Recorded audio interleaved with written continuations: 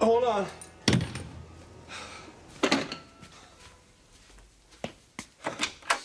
Macy, hi. Come on in. So where is everybody? Well, I sent Keith on some errands, and you look terrific. Thank you. Where are you heading? To Forrester. I have a meeting with Thorne and the divorce lawyers. Ouch. Yeah, it's not gonna be very pretty. First meeting with the attorneys, huh? Yep. Think you can handle it? I have to handle it. Thorne wants to move these divorce proceedings along. Well, it's probably for the best, huh? Yes, it is. But that doesn't make it easy. No, it doesn't. But I could be feeling a whole lot worse today, so thank you. For what? Yeah, right. For what? Did I do something right for a change? Sly, the flower was beautiful, and the poem was... it was exquisite. What poem? I suppose it wrote itself, right? Sly, I can't tell you how that made me feel. I mean, I was so bummed out when I heard about this divorce meeting, and then there it was. The delivery man came with the flower and the poem, and it was just exactly what I needed. I wouldn't be feeling as great as I feel right now if it weren't for you and your lovely gesture.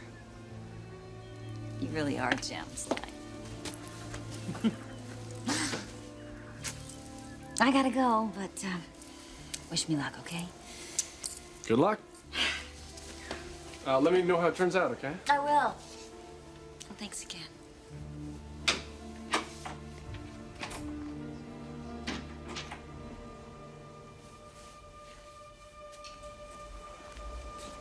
Poem? The hell sent her a poem?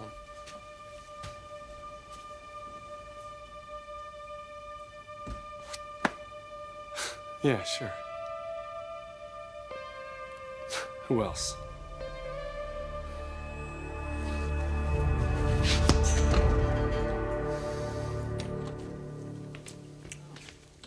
You think it's okay to meet here in Dad's office? Oh, anywhere, Thorne.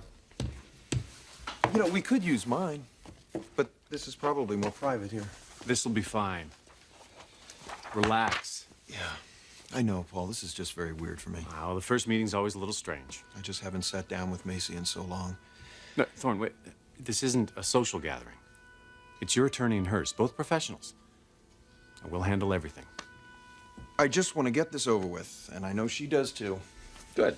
Then this should be relatively painless. Relatively. Thorne, divorce is never easy, but if both sides are amicable, it doesn't have to be a bloodbath. Now, you say she wants this. Yes. And so do you. Yes. Good. Then there shouldn't be a problem.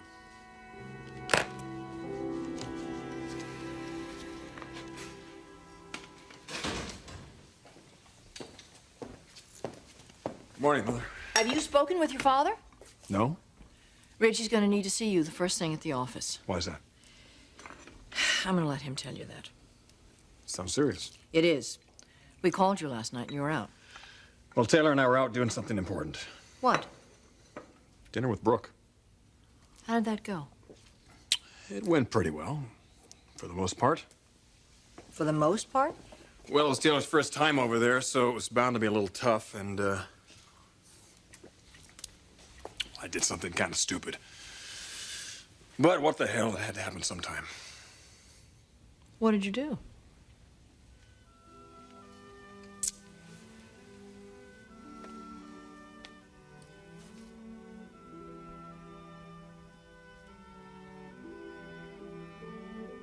I almost forgot. I've got something for you.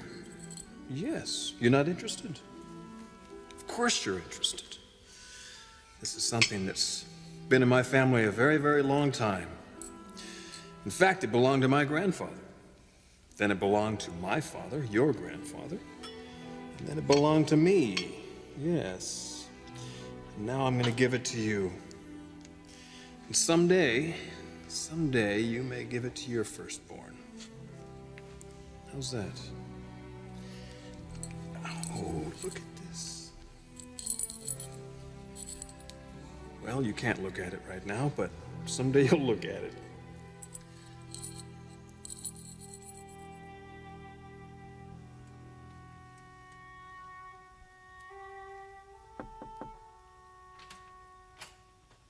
Colleen, I told you I didn't want to be disturbed. Sweetheart, it's not Colleen. Dad, What's the matter, honey?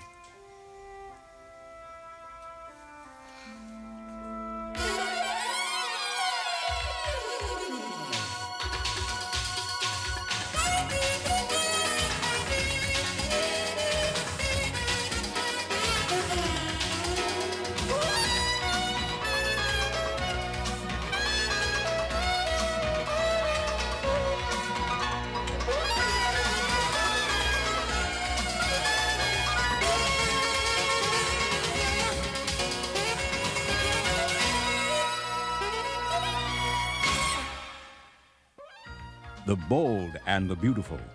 This portion sponsored by Ivory Clear. Fight grease with your bare hands with Ivory Clear. I feel so stupid. Why? Like I blew it. Sweetheart, what happened? What did you blow? Last night, Rich and I had dinner with Brooke. At her place? Yes, with the baby.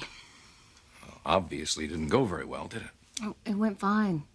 I mean, yeah, there was the inevitable posturing. Brooke is always going to do that, but to tell you the truth, she was downright cordial. Then what's wrong? What happened? I guess I just expected it to be easier. Seeing Ridge with his daughter. He loves her so much. Sweetheart, that's something that you're going to have to learn to accept. I don't want to have to learn to accept it. I want to enjoy it.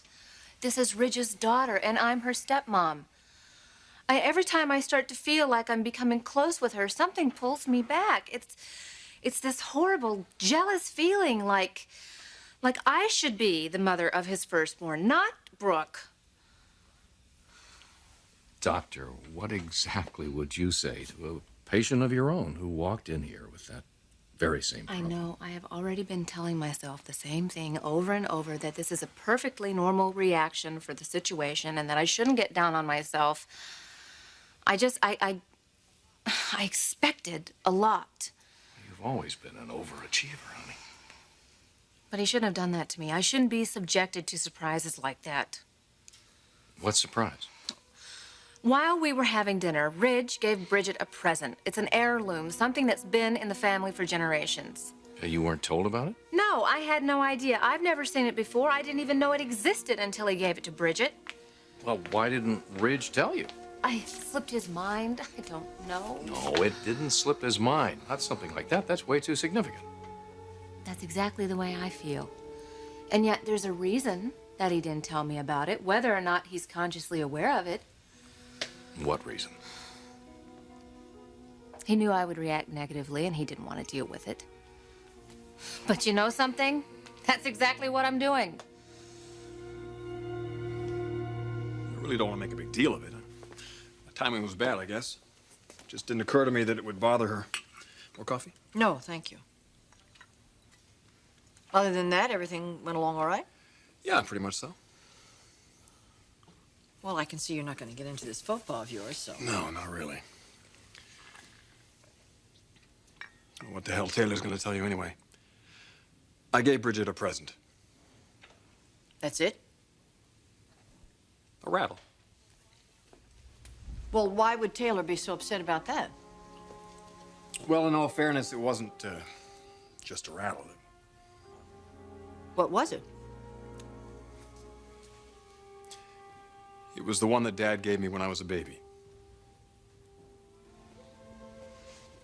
You gave her your grandfather's rattle? You gave a forest heirloom? Is that what you're saying you did? So what should I do? Just sit and listen. And if I'm asked any questions? Well, you won't be, unless I ask them. So what am I doing here? Well, hopefully you won't even be needed. But for the sake of expediency, it's always best to have both sides present. You see, if problems come up, they can be handled right away or, at least defined. Can I talk to Macy? What would you want to say to her? I don't know. Just hello? Thorne, you don't have to be rude. But the less you say, the less chance there is of extraneous problems coming up. I wouldn't be overly talkative. It's your show, counselor, whatever you say.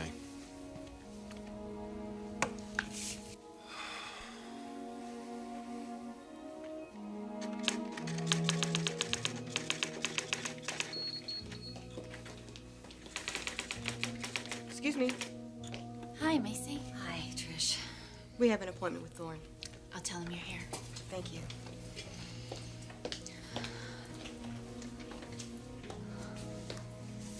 Are you all right? I have a very bad feeling about this, Diane. A very bad feeling.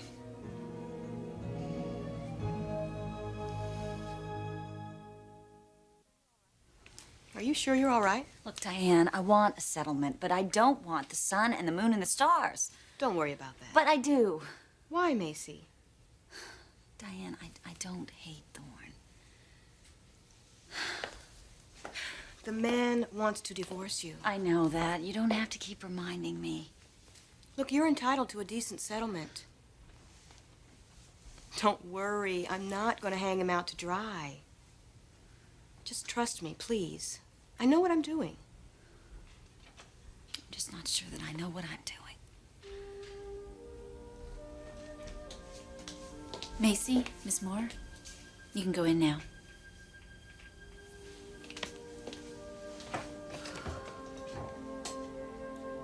That's still not a good reason to me. Ridge should have told you he was planning on giving the baby a present. And what was I going to do?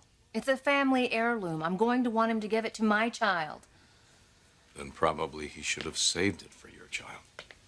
Yes, that argument can be made. But the family tradition is that it goes to the firstborn. I would think that would be the legitimate firstborn. I'm not going to label this little girl as illegitimate. Oh, I don't want to do that either, but that's a fact. And it's not bad. It's just something that she'll have to face and learn to accept. She will one day, but right now she's a little baby. I don't want to lay that kind of stigma on her. Honey, you're not laying that on the baby.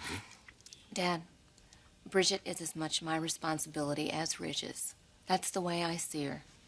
No, I am not her natural parent, but it is my responsibility to look out for her best interest. Well, I don't understand. Why are you still so upset at what Ridge did? That is just the problem. I shouldn't be. Yes, I gave her the heirloom. I can't believe. I just cannot believe that you would do something like this. Mother, she's my daughter. You could have given her one. You could have gone out and bought one. Bought her one? That's not the point. What is the point? Bridget is my firstborn. Tradition has it I give it to my firstborn child. Ridge, I want to put this as delicately as I can. Bridget is a unique child. She is not to be considered in the normal line of birthright. Wait a minute. Well, what do you think this says to Taylor? Taylor's not the issue here, Mother. Of course she's the issue. She's your wife. She's your legal spouse. She has every right to think that an heirloom like that has that much family tradition to it, would be given to her firstborn child by you. There are other heirlooms, other gifts. Now you're just making excuses for yourself. No, I don't have to make excuses to you. No, not to me, to your wife. I'm sure that she's pretty upset about this. Well, if she is, she said nothing to me. I don't believe it. She didn't. Not last night, not this morning. Oh, well, I'm sure you find that very comforting. Mother, listen to me. I didn't do this for Taylor. I did it for my daughter. Is that going to be the line from now on? I did it for my daughter, so that makes it okay? It's a tradition, all right? Don't you give me a tradition. Don't you give me that line. Did Brooke have something to do with this? Brooke? Did you tell her you were going to give the baby this gift? No, I didn't tell anyone. You didn't tell Taylor. That was a mistake. I can't believe that you didn't discuss this with your wife. On the other hand, maybe I can believe it. Maybe I can because you knew in your heart if you told her this would upset her. Look at me, Ridge. You tell me if that isn't the truth.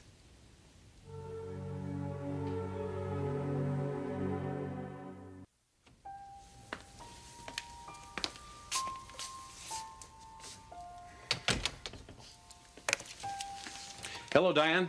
Paul, how are you? Busy as ever. Diane, this is my client, Thorne Forrester. Mr. Forrester. Hello. And this is my client, Macy Forrester. Nice to meet you, Macy. Hello. Well, shall we begin? Can't see why not.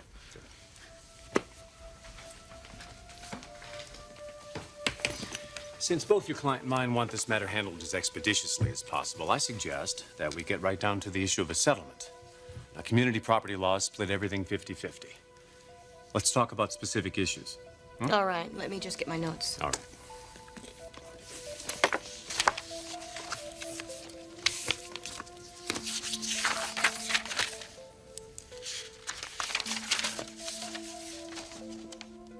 I'm going to say something, and it may sound a little strange coming from me, but I think that Ridge was wrong in what he did.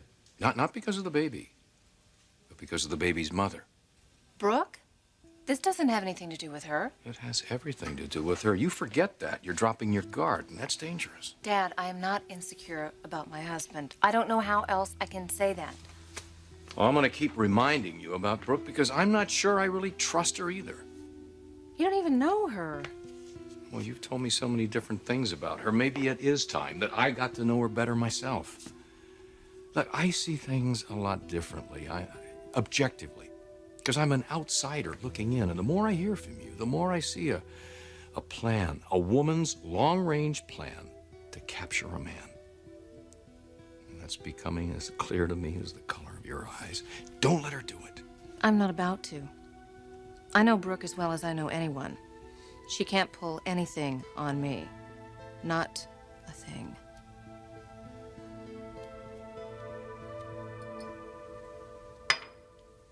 Maybe you're right. Maybe subconsciously I did know Taylor wouldn't like it, so I didn't tell her. This wasn't subconscious on your part. Well, the fact is the child is going to get that gift anyway. I don't care who objects to it. I made that decision a long time ago. Oh, you did you? Yes, that's right, I did. And what justifies this action on your part? Because this little girl is going to need every opportunity to succeed. And it's not going to be easy because I'm not going to be living with her.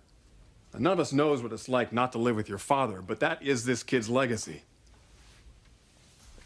And if she looks at that rattle from day to day, from time to time, and growing up, and thinks about me giving it to her, and that she meant that much to me to have done that, then it's all going to be worth it, Mother. I'm not going to regret this for one moment. Has Brooke come on to you? What? I want the truth. I want to know if anything has happened between you and Brooke. As much as a single kiss since you've been married to Taylor. I want to know the truth. Well, it's really none of your business now. But what the hell, yes. We kissed once. It was nothing. Nothing? Nothing? Mother, it happened once. It was over before it even began. So she did come on to you, didn't she? No, I wouldn't say she came on to me. Was it your idea? Mother, it wasn't my idea. It wasn't anybody's idea. It just happened. It came out of the moment. You know, you two have a history of it just coming out of the moment. What does that mean? You know damn well what it means after you discovered belief the two of you made love right on that lab floor. How the hell do you know about that? It doesn't matter how I know it. What I know is the history between you and Brooke better than you know it yourself. You stay away from her. If you don't stay away from her, it will happen one day. And the day it happens is the day you are going to lose the most precious gift that you've ever been given in your life. Your wife. You stay away from her. Brooke isn't worth it. She isn't worth that.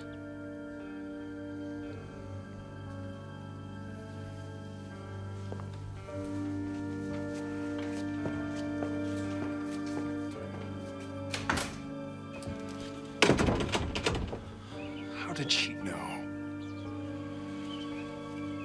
damn well gonna find out.